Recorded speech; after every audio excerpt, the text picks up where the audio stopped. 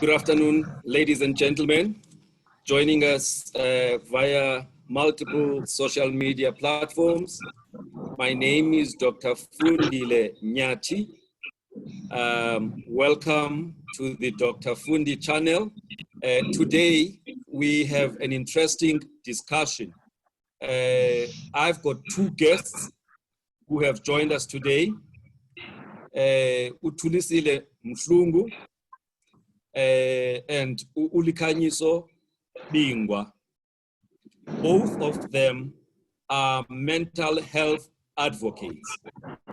They want to play a role in ensuring that issues of mental health in South Africa and the rest of the world are given priority. So because of that, they are actually doing what most people would not do, which is to come out and actually declare to the world that, yes, I have this mental illness that I'm living with. However, it does not define who I am. So I will allow them to introduce themselves. I think it would be better if they do that. Once they've introduced themselves, then I'll give a context to this meeting. Before then, I go back to them. So, Julie, please introduce yourself to our viewers. Thank you, Dr. Fundile. Thank you, viewers, for giving us the audience. I think quickly, I am a daughter, a sister, a mother of two children, a wife to a very supportive partner. I am a lawyer by training, a social justice lawyer, conveyancer. I'm also a business person. I sit on a number of boards, public and private sector. I'm a social entrepreneur, and I think in the context of the discussion today, a mental health advocate. Thank you, Doctor. All right. Julie, just one little thing. Is there somebody else who's watching you in the house? Maybe they need to move a little bit further than you. There's a bit of an echo that I'm picking up. Oh, is it from me? Yeah. Is that better? All right. It sounds better now, right? It sounds better. All right. Were you done with your introductions, Julie? Yes, I am, Doc. Thank you. All right. Ulkanyi, so please introduce yourself to our viewers.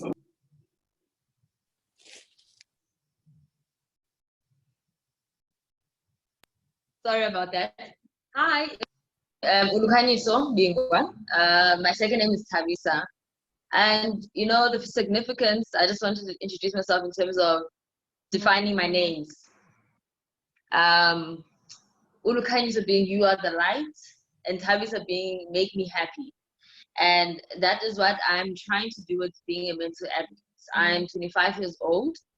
I'm a part-time student, and I also work as a trainee accountant. I'm a sister, I am a daughter, and I am a partner to a very supportive partner also who's also stood by me during this time. And then my passion is definitely, to give back and let people and educate people on mental health and giving back to charities and the community at a whole. All right. Thank you very much, Ulkanyiso. Now, let me just give a context to why we chose to have this discussion today. It's been just almost 3 weeks since we have a lockdown as a result of the COVID-19 pandemic in South Africa. Now, with that, even before the lockdown, a number of people were fearful. A number of people were stressed about this impending, pandemic. And when we were then locked down, it also had an impact, on a number of people, those who never had any mental health challenges and those who were living with mental health challenges.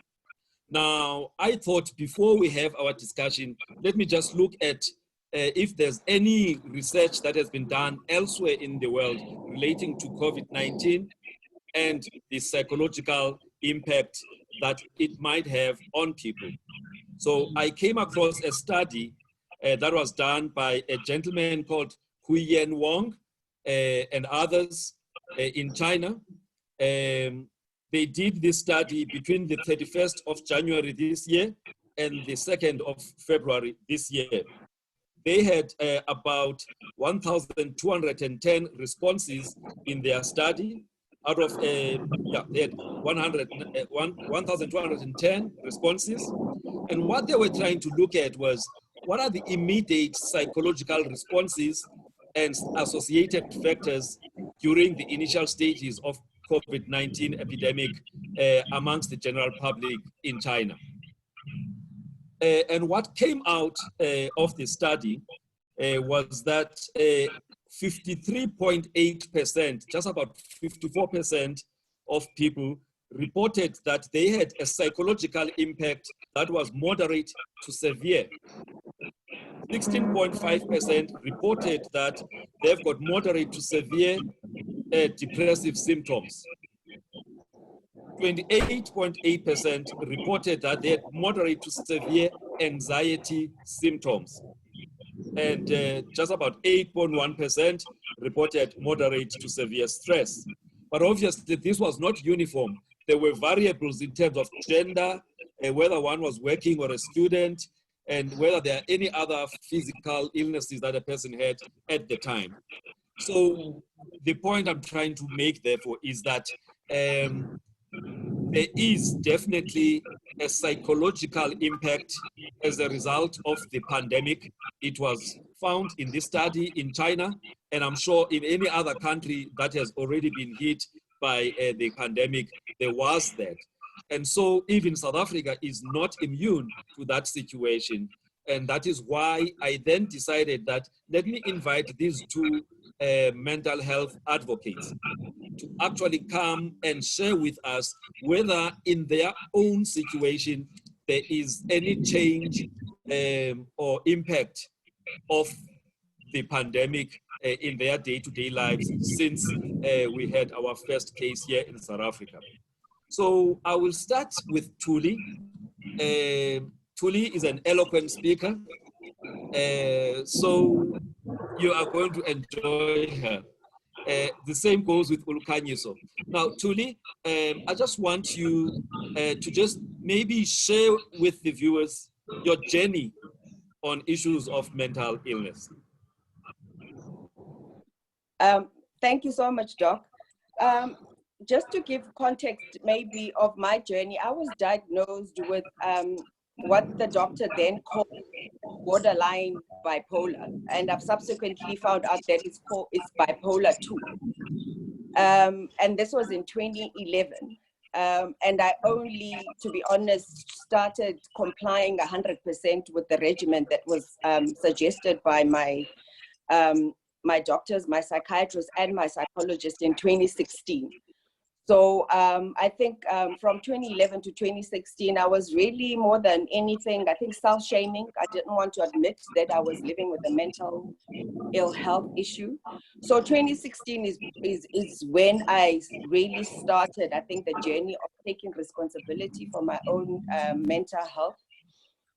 From then until now, I mean, one of the things that have had to happen in the journey is, for me, I think now I probably am 1 year, maybe 2 months sober, because I'm sure, Doc, as you will know, that my mental health medication that was prescribed doesn't go well with alcohol. Now, to go back to the question of the current context, I remember the day I first found out that there was a case in South Africa. I was at the airport, having just come back from... Yeah. Wait, okay. Thuli. Yes. You were very fast in giving us your background. I think there's a lot you've been journaling on social media around your journey, you know, and the lessons before COVID, you know, the things you've learned, the triggers, support of the family, and all those kind of things. Please give us that benefit of knowing that journey. Okay. Maybe then I should start the journey from 2016.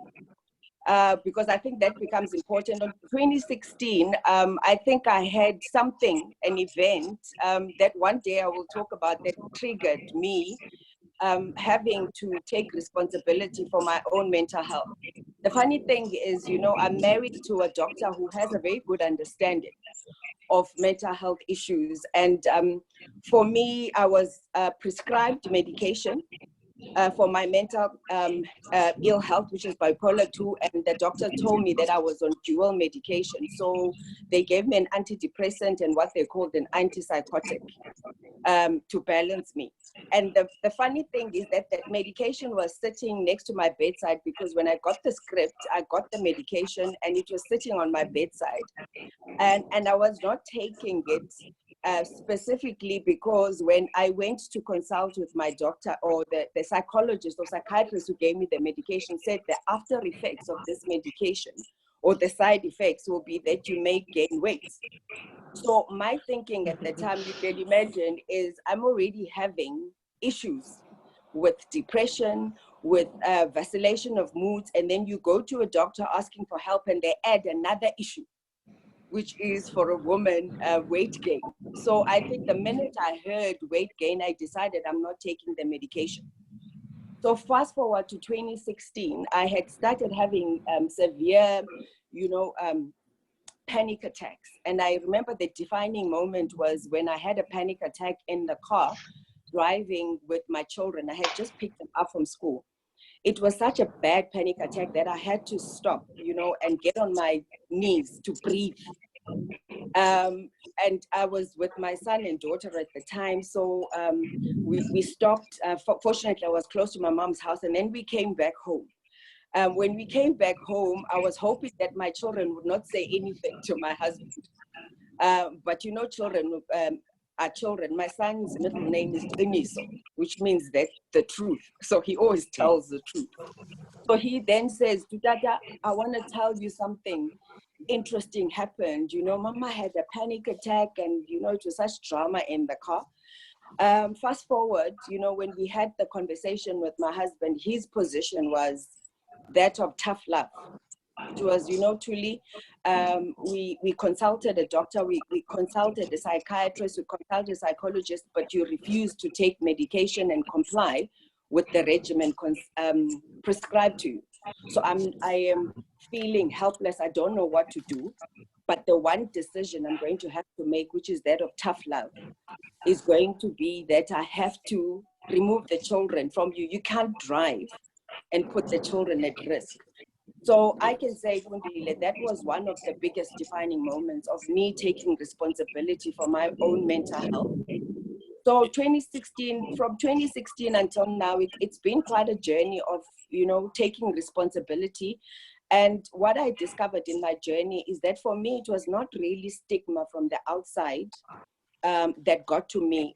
It was the self-stigmatization I did to myself, because the word bipolar to me just meant weakness, because there's so many things I had done in my life and I had achieved, and I just refused to name and label it.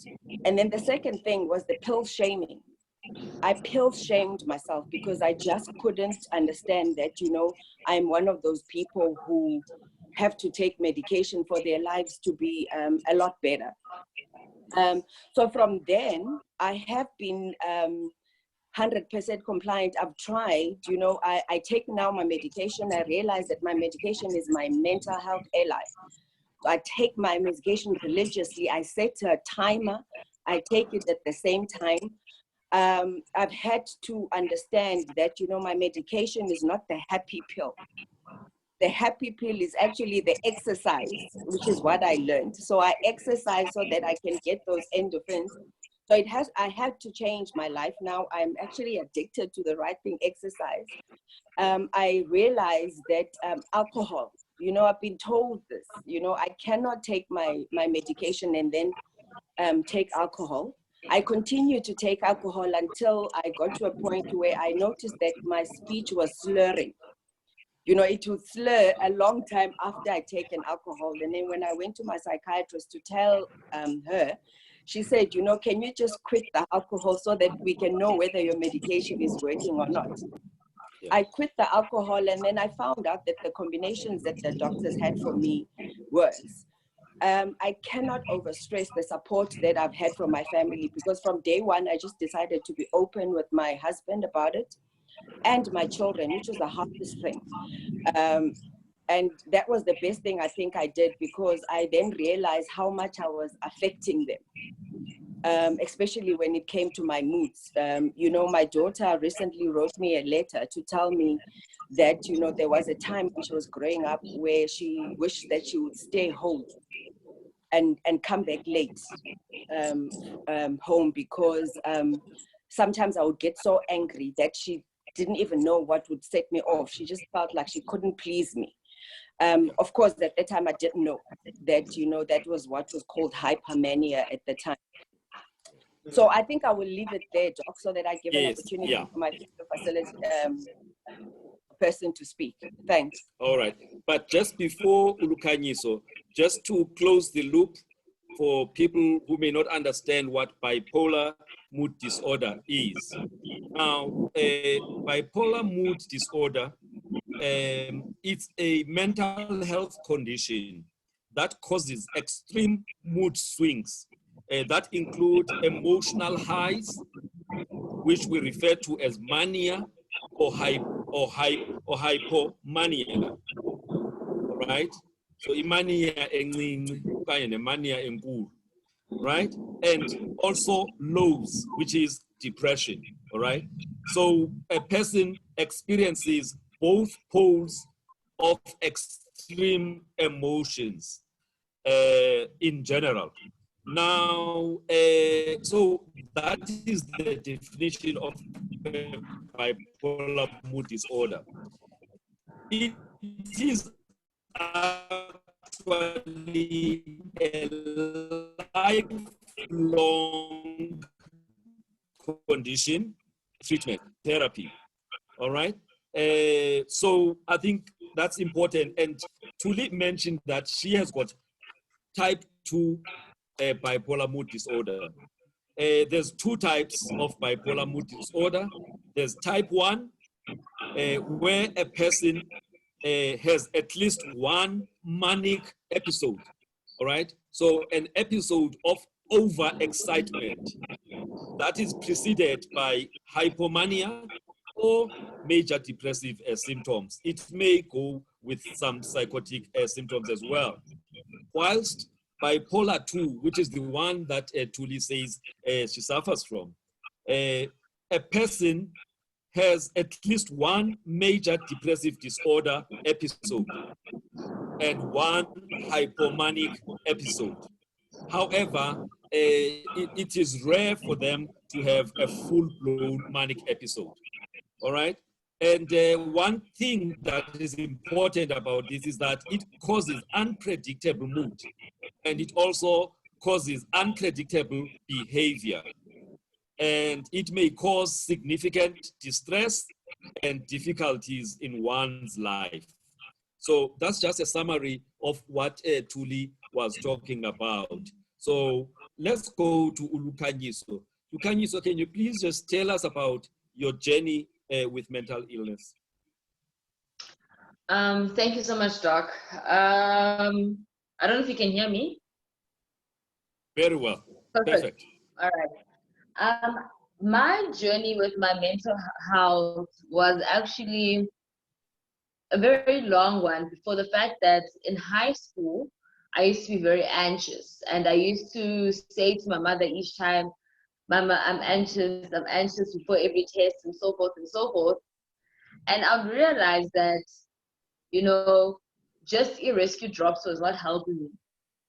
During exams, I would have a literal panic attack. I would, you know, blank out. And it would be a thing where Mom would get me tutors and they'll be like, no, but nothing's wrong with your daughter, she can do this.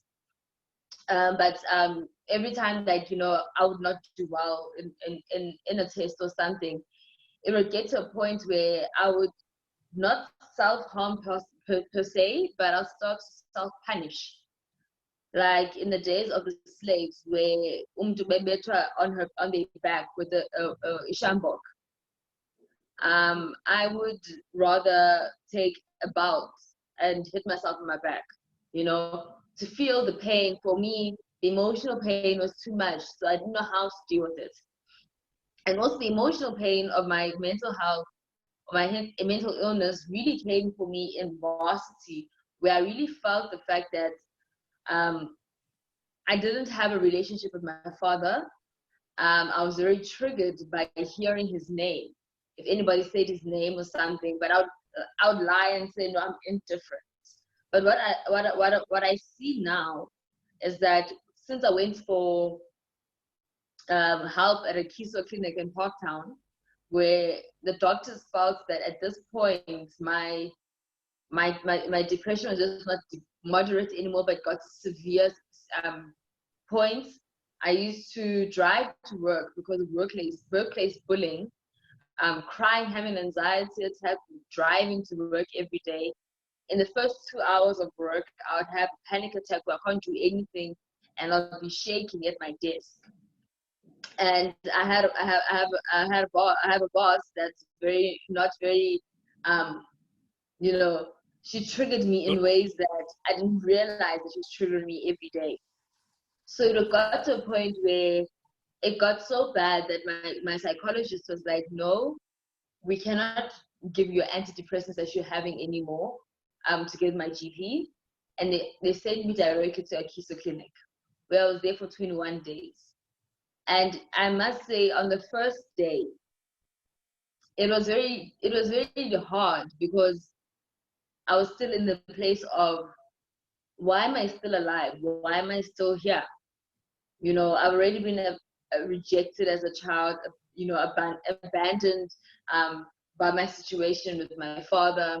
I felt that there was so much pressure on me to be the best and be the exhibit A child.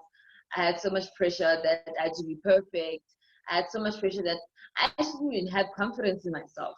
Where normally, for me, writing or accounting, for instance, which is what my profession is, would come to me like second nature. And it stopped being like that. And I just wanted to end everything. I felt like a burden to everyone. I wanted everything done. And my first day at Kiso, you know, I was scared. I cried the whole day when they told me that I must go, because the stigma behind mental health or mental illness, it's not a thing that actually people do it deliberately, but it happens, and they say, "Why we are spending so much time," you know? And I didn't want that stigma to go with me. And you know, I already had that mentality that just and oh my gosh, I don't know what I'm walking into. And as an anxious person, I need my life to be planned way ahead before I do anything. You know what I'm saying? So for me, it was very scary in that sense, that I didn't know what I was walking into, but my doctors kept, my psychologist kept telling me, you'll be fine. And I didn't understand. So anyway, I was there for 21 days. I was on antidepressants, I was on anti-anxiety pills, where they started me off on one anti-anxiety, and they realized my anxiety was too high, so now I had to take 2 anxiety pills. You know, where I didn't realize it was that bad, and I got triggered by so many things. And when we had our therapy meeting with my family, something so profound happened there, where my uncle asked me, so what happens from now on? For the fact that, do we walk on eggshells to talk to you? Because, I mean, at the end of the day, your father's your father, and you know what, you can't distance yourself. You know, you can't be like, oh my gosh, don't speak about my father and fall into pieces. And I realized from that moment, I don't want anybody to walk on eggshells speaking to me. So I shall make sure that I fix the relationship that I'm supposed to have with my father, so that when I do have any conversations that include him or anybody talks to me about him, I am not triggered. I am not hurt. I'm not crying. I'm not falling into pieces. And I'm not feeling like, why are we talking about the man that left me? And since I took that decision, it has been a milestone, because now I'm able to talk to him without being scared. I'm able to hear his name without being scared. And we're actually building such a great relationship so far, where I can call him and ask him for advice if I need advice, and just any other day, and able to speak to my siblings, which I had not been able to do for my 25 years, you know what I'm saying? So it's, the mental health thing is that you don't know your triggers all the time until an event happens. And when we were there in Akiso, we were taught how to, when there's an event, you have a thought and a feeling, right? And then you have the urge to do something about that thought and feeling. And there's a DBT therapy that they use, and they say you need to have a pause between those two, you know, and say, okay, if I do this thing, what is the consequence, or what behavior would happen for the consequence to happen, you know? So for me, it was a thing of, okay, I need to now think about these things. However, it does not mean that after I came out of Akiso, after 21 days, I was perfect. Because I came out, I was overwhelmed. I had episodes, panic episodes, where there was a time, I have an afternoon pill for my anxiety. I forgot to take it. I had a huge panic attack. I started cleaning the house. I started shaking. It was a mess, but it was over Ibilis, you know? And it's so weird. And then next thing, good to know, you're going into another 21 days. I just came out of 21 days. I'm going into another 21 days. And I feel like I'm in solitary confinement. My brain thinks I'm in solitary confinement. And I was diagnosed with a major depressive disorder, you know? And it was also another thing that I had to start accepting. Besides the pose, like what Auntie said, that I started doing yoga. I started doing exercises. I was jogging around the complex until they said we can't anymore, which also put me into a panic, because that was one of the things that I could do to get out of the house. I still feel that maybe I wish government could review that, because honestly, I need that one day to go out. I need to at least see the fresh air, you know.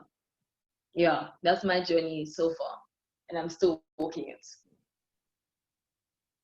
Okay.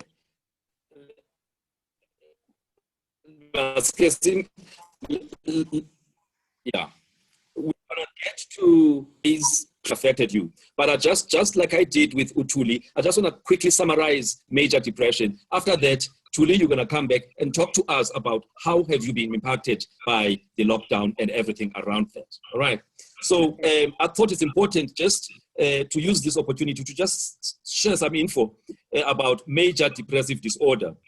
It is a mood disorder. So depression is a mood disorder that causes a persistent feeling of sadness and loss of interest, all right, on things that one used to be interested in. It's, some people, they call it a major depressive disorder or clinical depression, but it affects how you feel, how you think, and how you behave. And it can lead to a variety of emotional and physical problems. You may have trouble doing normal day-to-day activities. And sometimes you may feel as if life isn't worth living.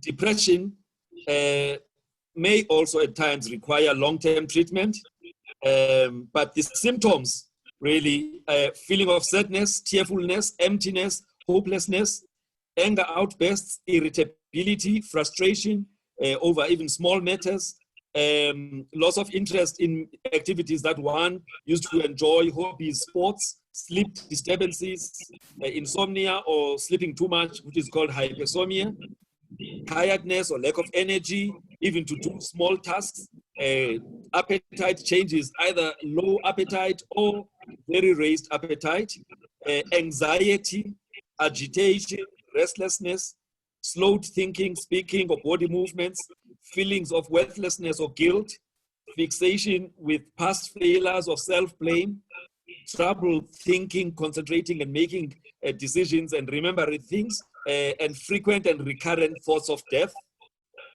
suicidal thoughts, suicide attempts, or even completed suicide. Unexplained physical problems can accompany, these emotional problems. So that's just an overview of major depression disorder, which is what Ulukhanyiso says she was diagnosed with recently, and she had to be hospitalized to try and deal with that. So let's go back to Thuli. Thuli,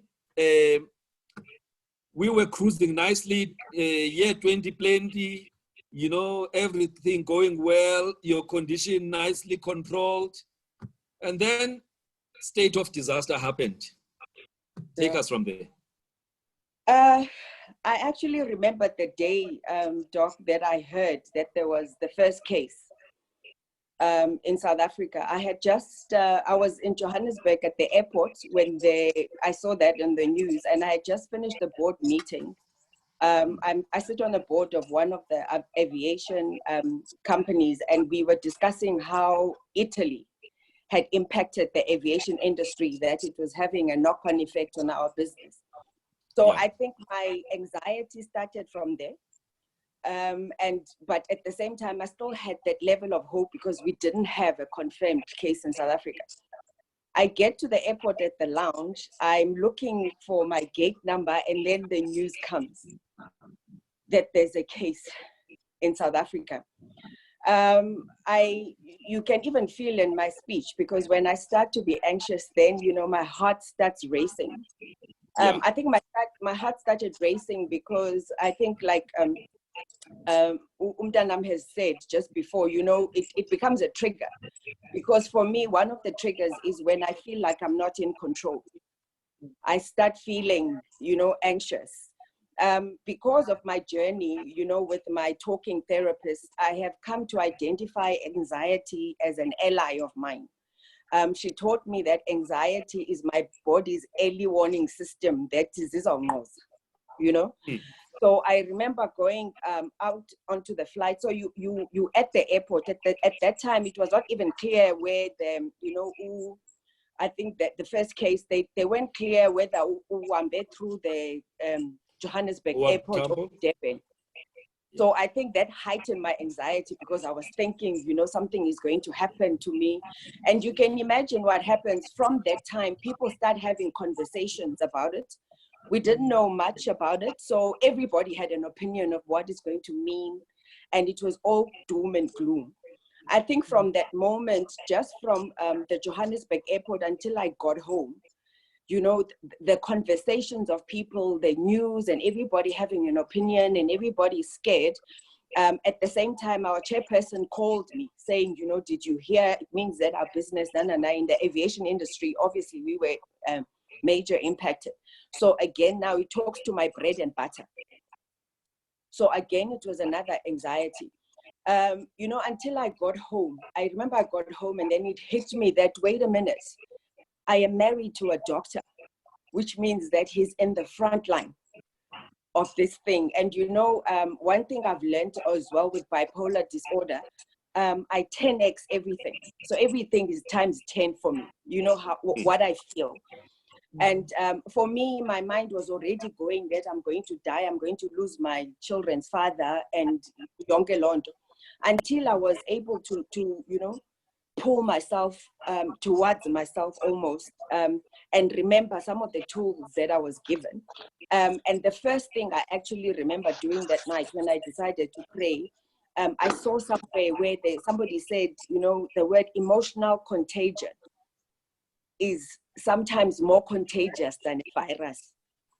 I mean, immediately, because I know for me, social media, and everything else. The interesting thing is with bipolar disorder, all the things that you described about depression, I can hit that low too if I'm not hypermanic. Yes. So I was feeling that I was going there because for me it was all doom and gloom. And I realized at that time that the source of my 10xing was not actually because anything had happened already. I was in danger, but it was all the emotional contagion. You know, it was the emotions that I was picking up from other people. Yes. Yes. So I decided that was a trigger. And one of the things, I think maybe it comes with age as well, I decided, you know what, for a couple of days, I think it was a day or so, I'm going to close myself off the news, off social media, so that I can, you know, calm down. Because I remember when I came home, you know, I was, again, like you said, the mood. I think I started also, you know, I was feeling a little bit hypermanic. Sometimes my hypermania appears as irritation. And, you know, I just felt like uThobile was not doing enough. You know, you're supposed to come in and take off your clothes in the garage. You know, when I got to the airport, I had bought all the sanitizer. I'm sorry, people. I'm the one who bought all the sanitizer at Durban Airport. You know? So when I got home, I actually realized, you know, that I was doing that because what has happened is that since I was able to talk to my son about my mental ill health and, you know, go through with him his symptoms, you know, I can almost see him mirror my anxiety, you know, when I'm anxious. So I remember that day before I decided to cut myself off, I called my mother, who's been a very important ally through this time. You know, she prayed with me, and the last thing she said to me, she said, Thuli, ungalibali ke mntanam uba abantwana bazoyithatha itune kuwe. I had even forgotten that I have a child who lives in LA. So if I panic and if I go off kilter and I go the way that I'm going, my children are going to take the cue from me and they're going to be scared. Yeah. So I think in summary, that day, Doc, I had to make an immediate decision that I need to almost sanction myself on how much I take of news, because for me it was kwabanye abantu they can listen to the news, you know, and take what they need to take and leave out what they need to take. But for me, it's not as easy because, like my children often say to me, Mama, it's not that deep. But for me, it's always that deep. I'm going to leave it there. Thanks. Yeah. All right. So, no, but there's a point I want to find out from you, Thuli. Please, you mentioned that, you know, one of the issues that you were concerned about was the fact that Habi is an essential healthcare worker, right?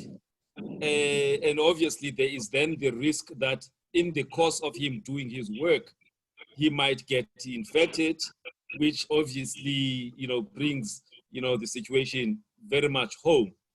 Later on, when we are just trying to wrap up and be nice, you know, there's a question around how, in the era of social distancing, you know, when you have a partner who is an essential health worker, what happens? But anyway, Ulukanyiso, please tell us. An announcement was made that we are going into a disaster, you know, it's a state of disaster, and then followed up by the lockdown. How did it affect you? I want to say, so on the day when there was the announcement, was the day my mother decided about uzoyetheki. Uzoyetheki. Oh yes, okay. So my mom sells clothes. She's an entrepreneur, né? Yeah. So she sells clothes from Italy, and I was anxious. Demanding, listen, where are you going? Why can't you just wait? I mean, zonke shops was where you going? And you know, Turkey's right there. It's the European Union. President just said so. Why are you going? I don't know, but I need demand for it. But it doesn't make sense, you know? And we had a back and forth. And my anxiety was, as much as I was laughing about it, so when after 2 weeks was of quarantine, but deep down, my anxiety was, oh, Mama uzokula. Mama already has lupus, right? And in her having lupus, she's very, you know, it's very easy for her to catch so many different illnesses, and she gets seriously sick. So my anxiety was, Mama can't do this. Mama cannot go ayepayana, abuya, agule. She's going to be so sick, and I won't be able to go there to go look after her because, you know, of so and so, and also because unfortunately, in one of my things that I picked up when I was at Akiso was that she was also one of my triggers, or rather, the home environment apparently was one of my triggers. You know, so now I could not go there to go look after her. I could not. What if actually something happens? I can't drive because at that time I was still trying to get used to my medication, and my medication was making me very sleepy, and I could not do a lot, and it was very scary, and I just wanted to be in bed. And you know, it reminded me of the time when sorry, when it was during the time of GBV, and we had us for the lockdown. And you know, I'm also part of the Me Too conversation, and you know, it got me back into that anxiety because I stopped watching the news. I stopped watching TV during the day. I wouldn't listen to music. The only time I actually watch TV is to watch maybe a comedy show. But if I need to know the tolls on what the number of coronaviruses are at, I will look at Twitter. But all of that was that because I was so anxious, because just like the GBV things and the missing girls, it made me feel helpless because I'm not in control. And what if it happens to me? And if I do, what happens? What do I do? I don't know what to do. And Mama Naya, she's going to this place, and how long is she going to be there? Can she just come back already?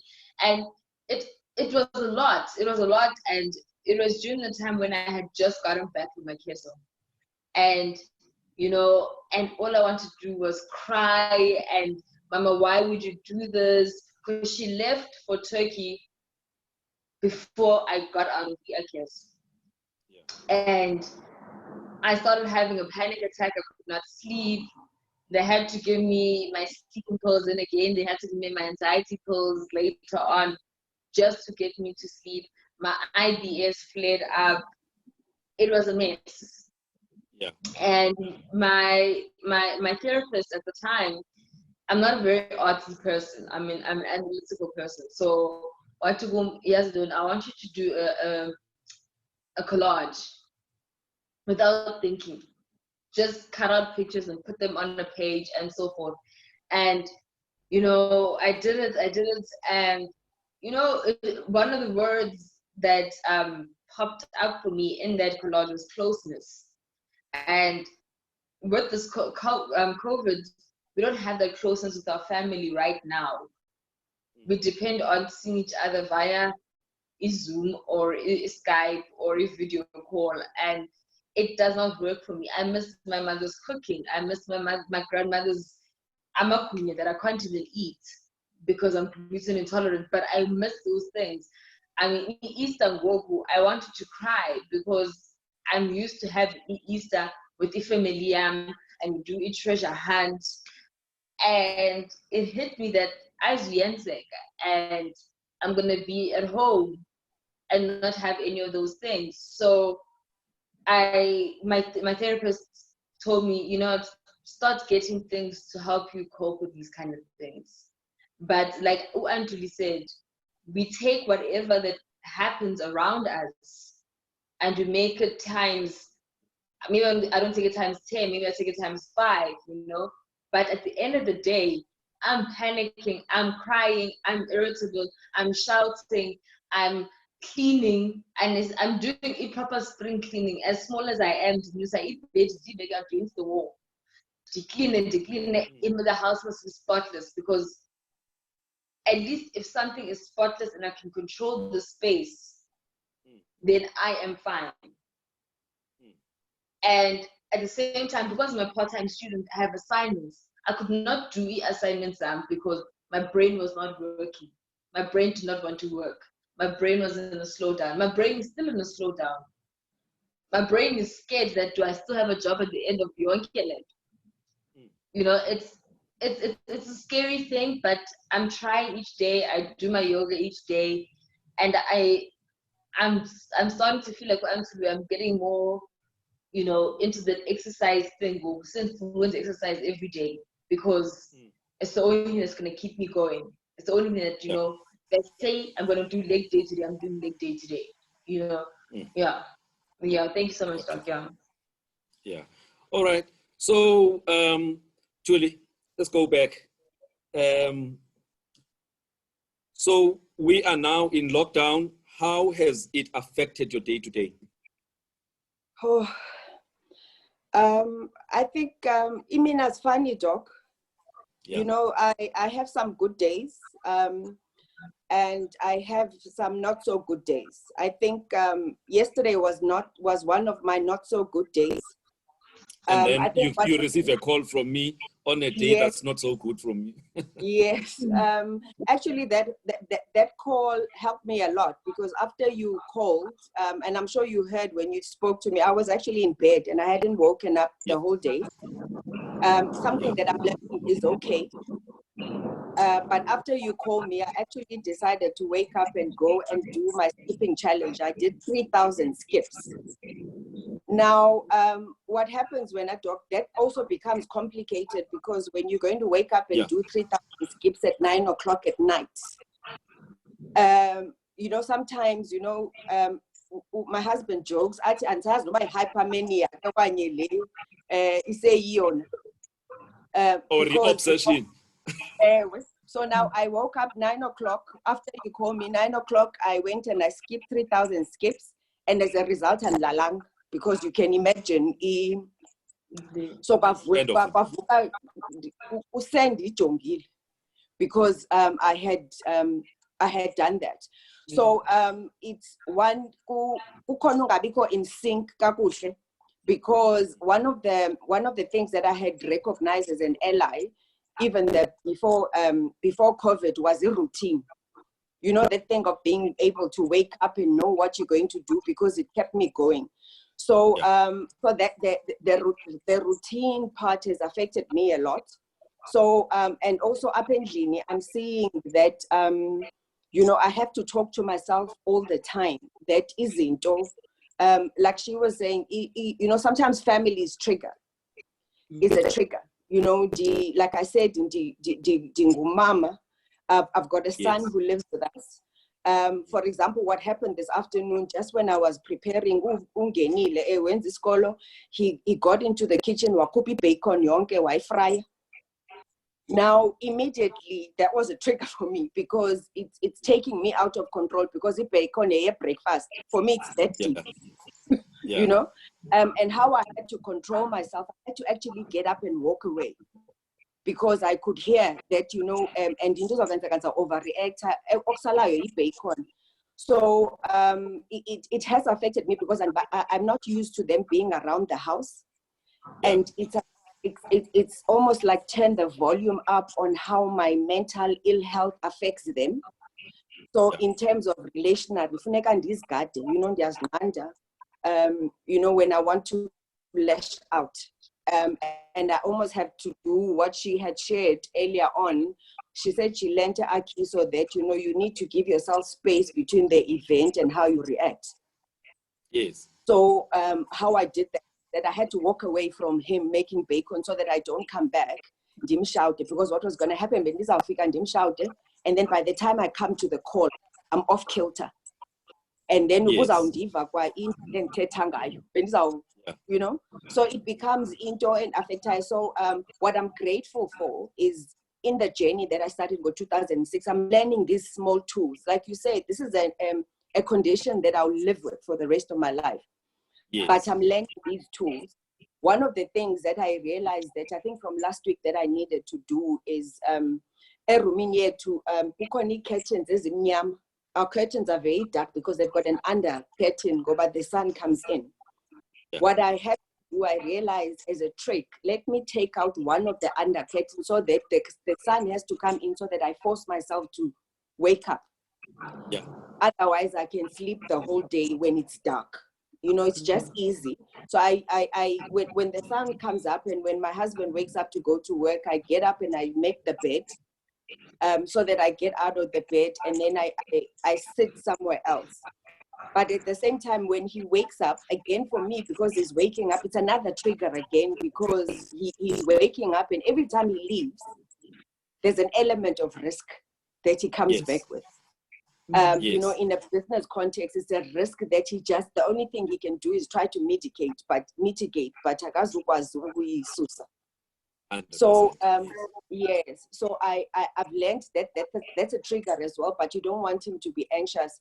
So being a wife kanjalo, funeka uqine usupport while ngaphakathi you're breaking apart, but on the outside you have to show this aura oba sizawuba right. So and I'm here to support you, so that as I know he must be strong and go and do what he needs to do. So I think in summary, Doc, for me it's a day-to-day challenge. Some days are good, some days are not so good, and I think what I'm learning is I'm giving myself permission to have a house egcwele izitya. It's okay if all the dishes are not washed. In the day, and it's nothing for me to be irritated about. Yes, it's still a trigger, but now I know it's a trigger for me. So walk away from it. So it's a bit difficult. I don't want to lie, because all the things are within my space.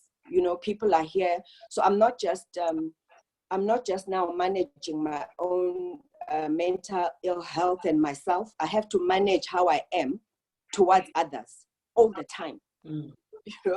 And I think for people who don't live with mental health, you don't understand how exhausting that can be, watching yourself, did I say something I shouldn't have said? Do I need to go and apologize? So it's consistent working on oneself. But I choose to focus on the fact that, siselapha sisaphila. So something works. Gratitude. Yes. Gratitude. Yes. Okay. And Ubani, is she still in LA? Is she back? Sure. No, she's not back, Doc. And that's another trigger. Listening to you, Mdanam, as she's exactly my, I think she's probably a year or two older than my daughter.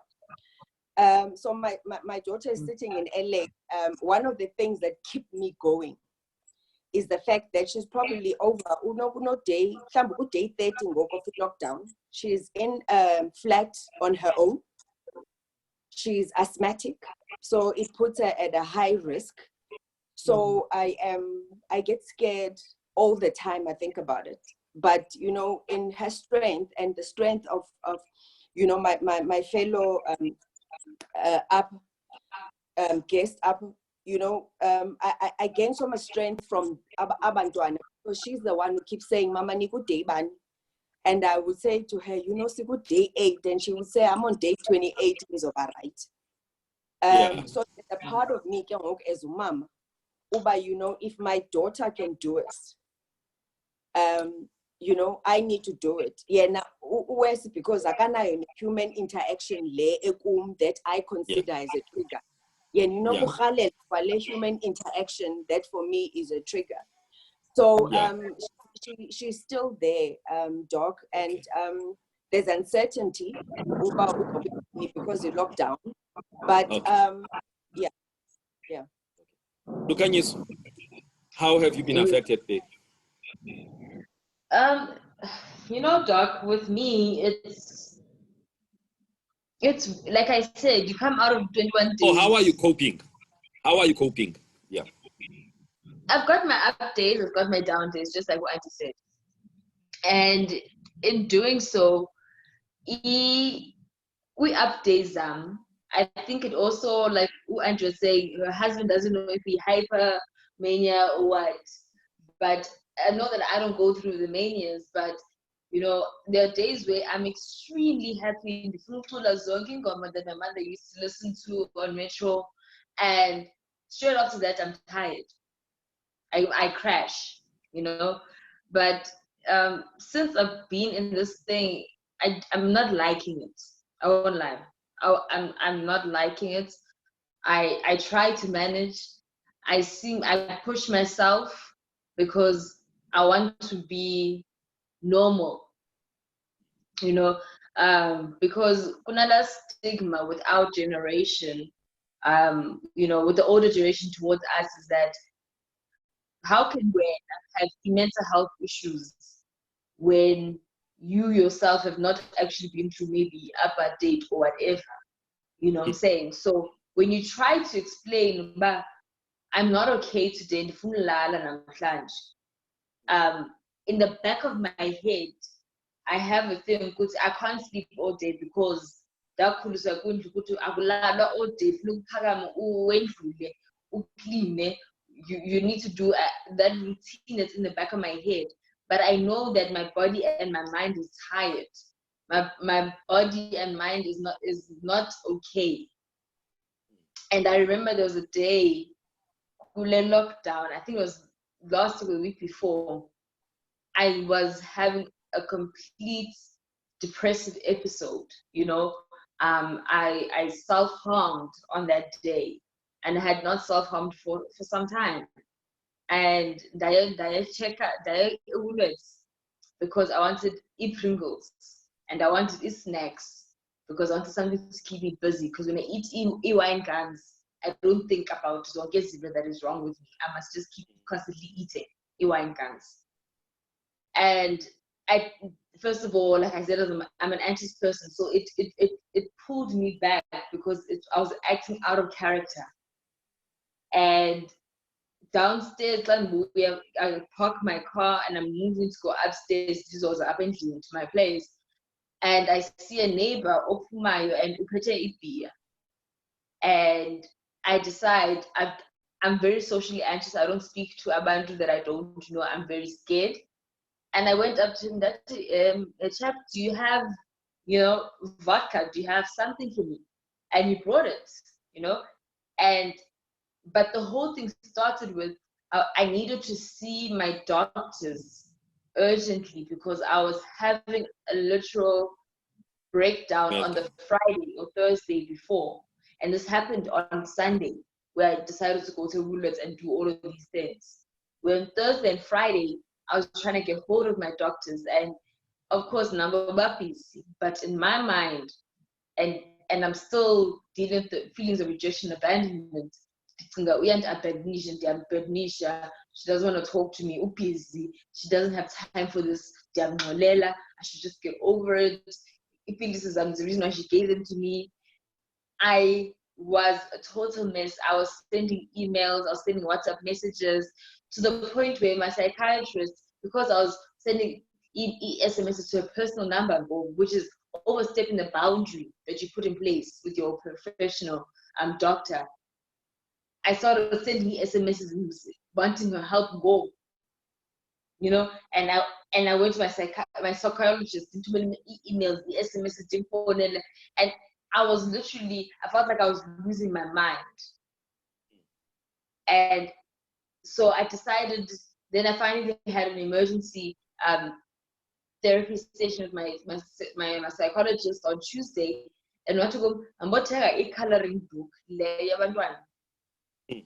go get a drawing book, go get magazines, you know, and I'll feel sure that the world is so overwhelming and you can't do it, and whatever emotion that's driving you crazy.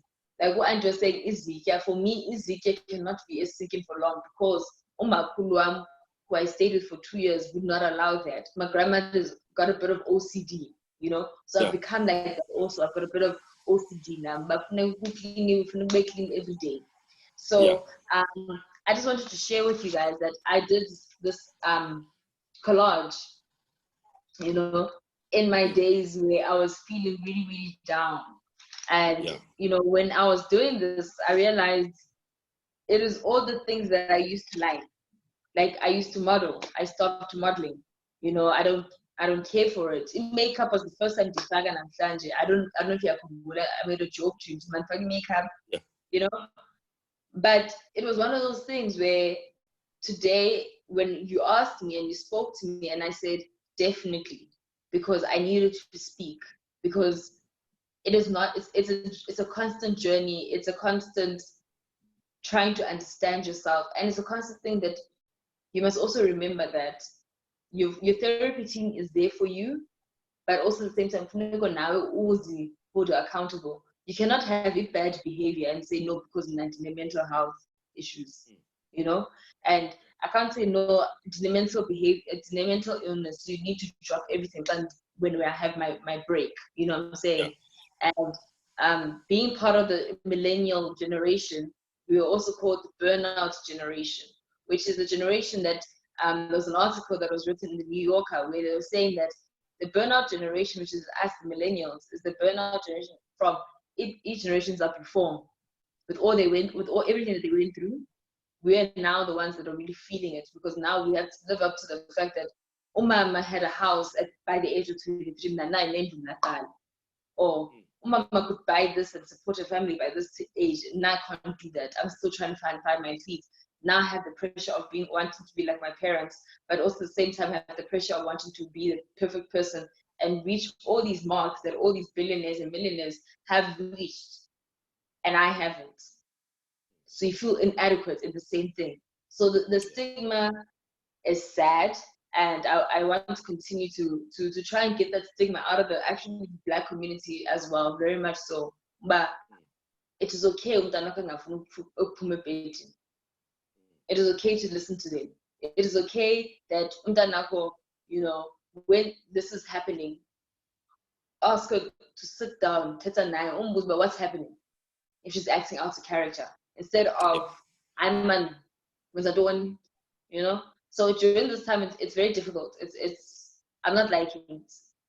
I want it to end already. Okay. Truly. We're going towards wrap up. I know we're supposed to have ended about a minute ago, but we need to wrap this thing out, Kahle. Now, yeah. Truly, I want you to link up to her part around the issues of stigma, you know, in society. Yes, I remember you said something about it's more being rather than from ngaphandle, you know. But if we just look now, I mean, it's just the two of you here. But I'm sure out there are many people who are not maybe as brave as you guys to talk about how you are feeling and everything else. So what do you want to say, you know, to the people who are listening out there or who listen to this video at some point around issues of mental health in South Africa? You know, how do we break the stigma, you know? And on the other hand, there's the issue about men, all right? Men actually not, they've got a poor help-seeking behavior, you know? At least you guys went and sought professional help. Men tend not to do that, partly because of stigma, partly because of toxic masculinity, you know, where acknowledging that you are stressed or acknowledging that you are depressed, it's almost like you are a weakling. So yeah, can you just talk to me? Just, I know you've got your own page called Masitete, which is an advocacy page of yours on issues of mental health. Yeah. Thank you, Doc. Ndifuna uqala apha kwi-issue you know, kuLukhanyo. I mean, I think she has touched. I'm so proud of you, Mtanam, because when you were talking, part of me wished that I had started talking about this and acknowledging myself at your age and saved myself a lot of the pain. And I think this is why I'm deciding that I'm going to talk about this and normalize it. And the reason why I feel, Doc, I need to talk about it and normalize it is not because, you know, I've got it all together. But I feel that, you know, sometimes when we start talking about mental health, you know, when I say to people, I've got a mental health issue, I've got bipolar, I would never have said, you know, you have to write to Jay when or what do you have a mental health issue about? No, me no tanda you, don't. And I actually started realizing that, you know, the picture of mental health people have, they think that or the one who is dirty on the street, And I've learned that that's actually untreated mental health when you get to that stage, plastic. So there is a lacuna, kukoni gap, where people need to see a face of mental health that is a functional person, like myself, who is a mother, who's a sister, who's a daughter, diakuba. But it doesn't mean that things are easy for me. So one of the things I can say, Doc, is that please believe me when I say I'm not well. Just like you will never question somebody who says they have a headache or diabetes, they go to a doctor and they say that they have diabetes, therefore they have to take insulin. Nobody ever questions that. But when I come back and I say, the doctors say my mind is sick, then you start questioning me about, I get it a lot that it's a disease. Where do you bipolar? You understand? So I think the one thing I would say is, find somebody who's going to believe you. Because I think we spend so much time trying to get people who really don't matter to us to believe us. So I think once I got that right, and my allies were, I have a mother. One of the pressures I feel in when she keeps saying, look, I'm Tuli, is that, when I get to my age, mama, I'm a daughter, and front line, I must be able to pray. Yeah. But sometimes I can't pray because, I'm going through my own issues, and, it's a conversation for another day, because when I went to my church and I said I can't pray because I've got these issues, the one thing, are you fasting? You're not praying enough. And the thing is, now it's difficult for me to fast when I have to take medication, but people don't seem to get that. So I decided that, it's my battle. The church doesn't have to believe me. So my mom is my ally. My mom prays for me. One of the things that we have decided to do as a family that I suggested, we break bread together over Zoom every Friday. Yeah. Where, because I can't pray for myself sometimes, I can't pray for my husband who's frontline sometimes, I can't pray for my daughter who's sitting in LA on her own. I have family and my sisters who carry me and pray for me. So that's one, because we speak, because we need you to carry us. Sometimes you can't solve it, like with Chilba, it's a condition that I have to live with. But I need people to help me walk it, because some of the roles that people want to box me in, I can't fulfill. And when I put myself in that pressure, I go to what you were saying, Yoba, I feel like I'm not worthy. And then it just spirals into depression. So one of the things, for example, is I can't get away from the fact that, like I said, I am a social justice attorney. I'm an advocate. I sit on boards. The one thing I'm always scared of as I put myself on this platform is that am I going to go in a board meeting, or I'm going to go to a Skype meeting and everybody's going to look at me when I try and be emotive about an issue and I'm passionate, and people are going to think I'm hypermania. I have hypermania. So that has happened to me a lot, where I felt like I needed to share my condition so that people can understand me. And then you have this thing where every time something happened, I'm trying to put a point where I need to be heard, and then people will pat you on the shoulder, Tulu, right? Right.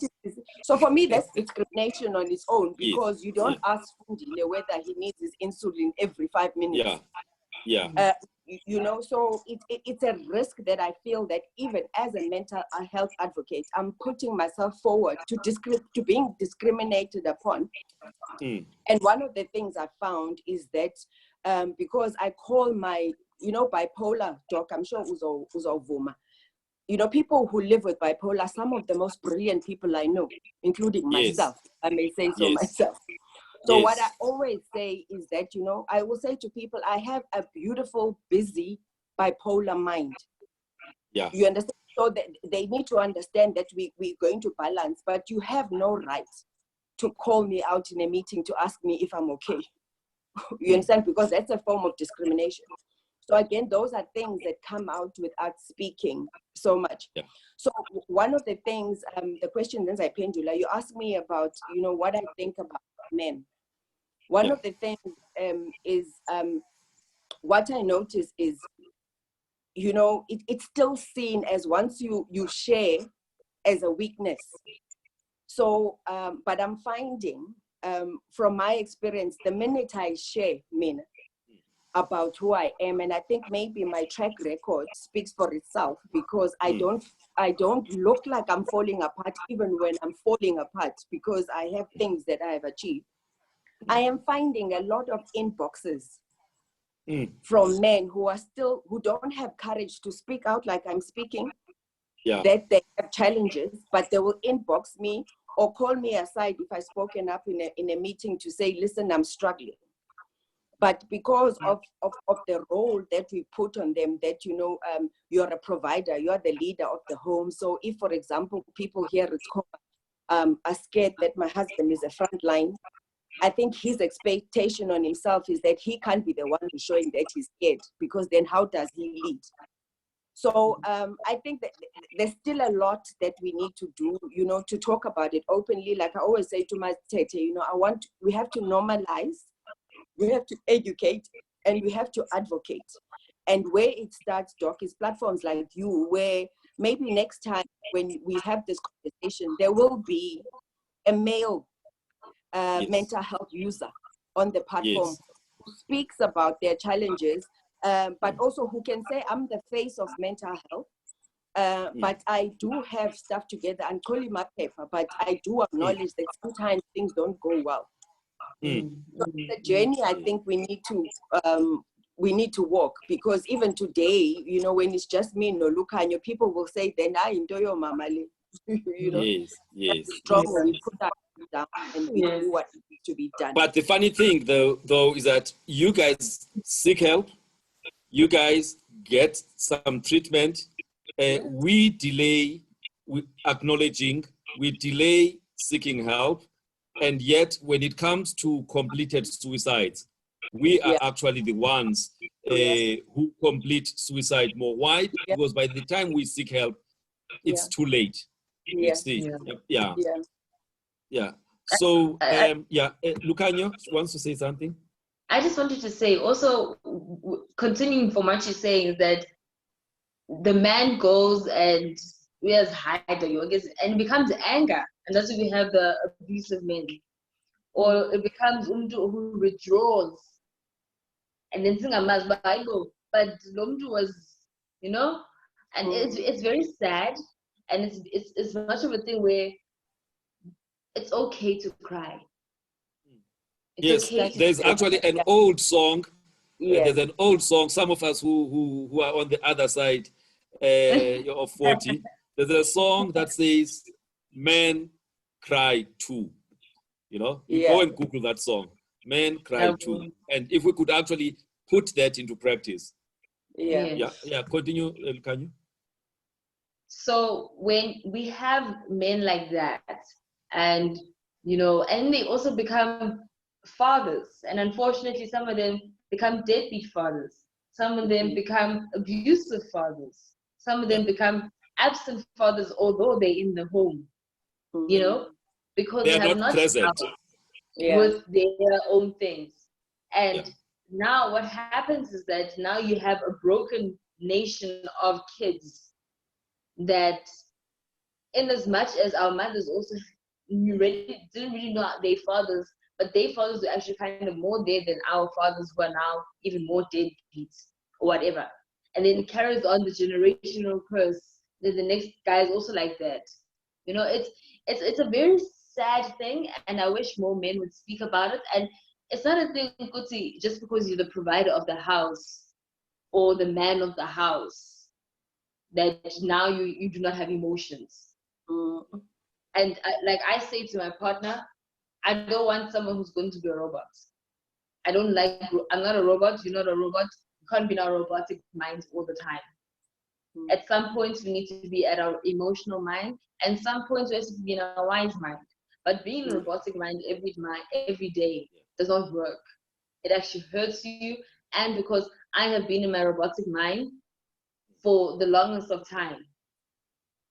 So right now I'm in the point of Pandora's box here. inside it is not beautiful things that are coming out. It's very hurtful things. And in those hurtful things, it's just like, yo, and that's just me as a woman. Now, you as a male, I can just imagine what your Pandora's box is. And hence why now your suicidal rates are higher than ours. And, you know, it's because that Pandora box you do not want to open, because for some reason, doctor, bush mechanic, or you know, those kind of things. Whereas you could have saved yourself from a young age. So let's normalize the crying of a boy and not say to him, man up. Yes. Crying, Dana. What is wrong? Kubhlungu. So we need to acknowledge that it's painful. Let your child cry. Yes. You know. So let's wrap up. So just to wrap up, I really hope that not just the women see us as the advocates and only they come through. Just like Ekawin, it's always more women than men Ekawin, because the men, like I'm an Njoba fans. But I would like for more men to come to the party. Okay. More men to come to the party and say, I am hurt, I am broken. Admit it and say, I need help. That's all we need. Thuli? Yes, sir. I want you to close this thing, but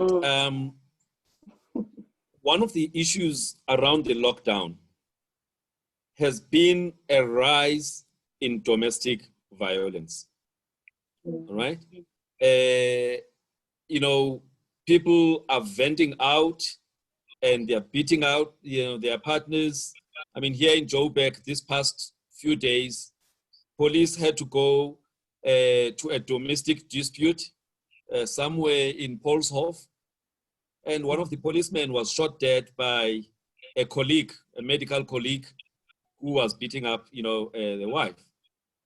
So what I'm trying to say here is that we are, and I mean, other people I'm talking to, I'm doing some work with the city of Joburg, and the issue of domestic violence is becoming a big issue. Others is guys who are with withdrawal symptoms because there's no alcohol, there's no smoking, and all of that. So what do you want to say around these matters, actually, as we wrap up? Doki Plungu, I think that's another reason why I decided to isolate Kangu from television, because at the moment I'm choosing my battle.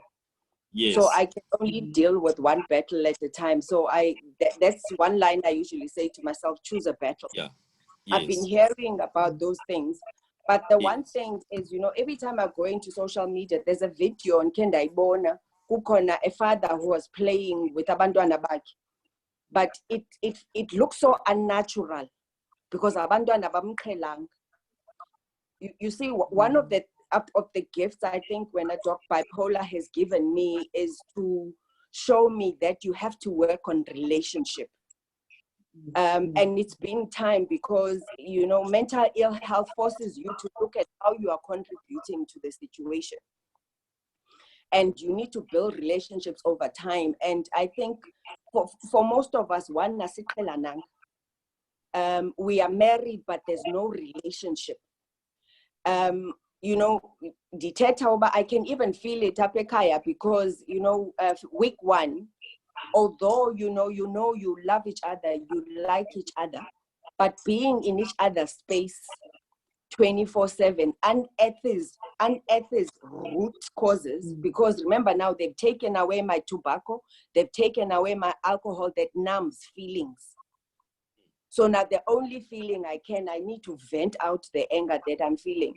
So I think there's a lot going on that is showing us how much of a wounded nation we are. Because I feel even this, every time I go on social media, our biggest cry, I know sometimes we do it as a joke, and it is, we are crying for alcohol. We are crying for alcohol because we are running away from our feelings. Like I said in the beginning, Doc, I am 1 year, 2 months sober. And one of Yes. the things that I thought was going to be difficult was I thought I was going to miss the drinking and holding the glass of wine. Yeah. That's not what I miss. The one thing I'm battling with is dealing with the feelings. And I think we haven't dealt with that. And like Ulukanyu Chilo, what's going to happen? Then Puma, khona into obukho wayifaka ku-Facebook usithi kuthiwa ngesixhosa intoni yenkukhu ibona xa kugquthayo. Isisila senkukhu. Yes. Usibona mhla ugquthayo. Yeah, a proverb. Yes. Yes, I think The that true character of a person is exposed during difficult times. Yeah.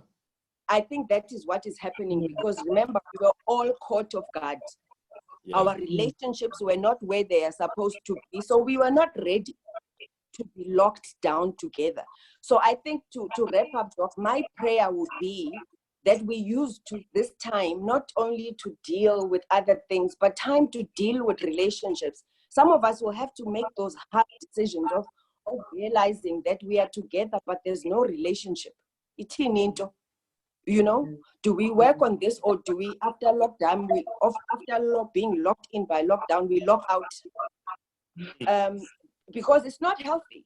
It's not healthy. Yes. So that's what I'm going to say about that. But like I said, though, I am intentionally trying not to lock in onto these things because I can only choose one struggle at a time. Yes. Just minimize the negative stimuli. Negative. Yeah. Just to end on a high note, frontline doctor. Yes. So I have taken a decision, and Andichuba, this has to be the national key point. I have taken a decision. My husband is an essential services worker on the outside. Yeah. I have chosen to be an essential services worker on the inside for him when he comes back. Yeah. And I will take the consequences because I am finding that he needs that even more during this time. And this is just about our relationship. There's risks involved. And maybe that's the risk I'm willing to take. But for some reason, I feel that Sobabini, in the space that we're in, I think, and coming from outside in and finding me here, we find that we need to connect, even more, So, yes, so I reached my key point, but it's important for us to build and carry each other during this time to be intimate. Yes. Yeah. So no social distancing. Take No.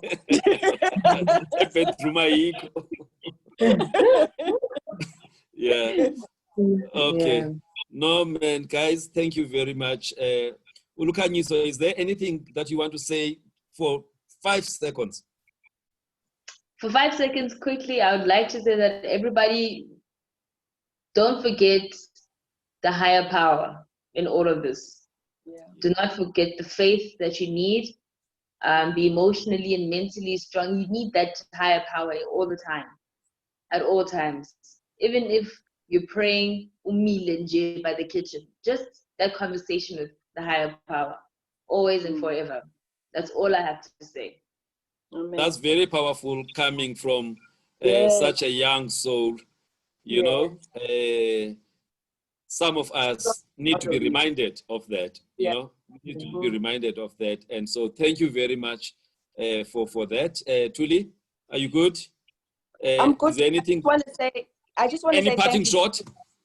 Thank you to you for creating the platform. Thank you to you for, looking at new and different possibilities, because, when we saw you start these conversations, we also started questioning, okay, instead of sitting and complaining, how can we take space, in this new time? So thank you, Doc, for creating the space, and thank you for being there and debunking the myths. And as Lucanio has said, we actually need the space to meet with you every day and have conversations with other people. So God bless you, and may you keep growing. Thank you, Doc. Thank you, Tuli. And thank you, Ulukanyiso. Guys, you were brave, you were courageous, you were inspirational. the video of this, conversation will be available on the platform in the next 5 minutes once we have ended. So you just go www.fundilenyati.com. Under live broadcast, you will find the video there.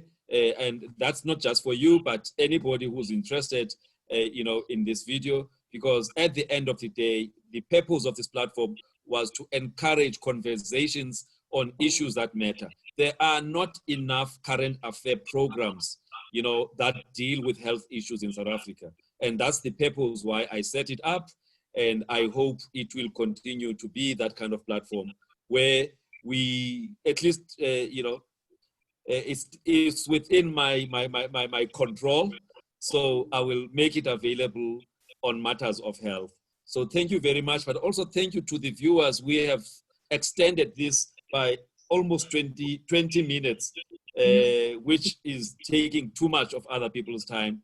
But I could not end the conversation because we needed to wrap it up, nicely.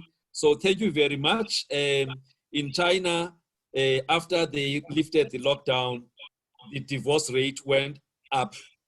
May that not happen here in South Africa. All right. So thank you very much, guys. And thank you to all the viewers. We appreciate you. We appreciate you taking your time at home. And on a day like this that I've gone beyond the time that I had put, apologies. And goodbye to everybody. Thank you so much, Doc. Bye, everyone. All right, bye.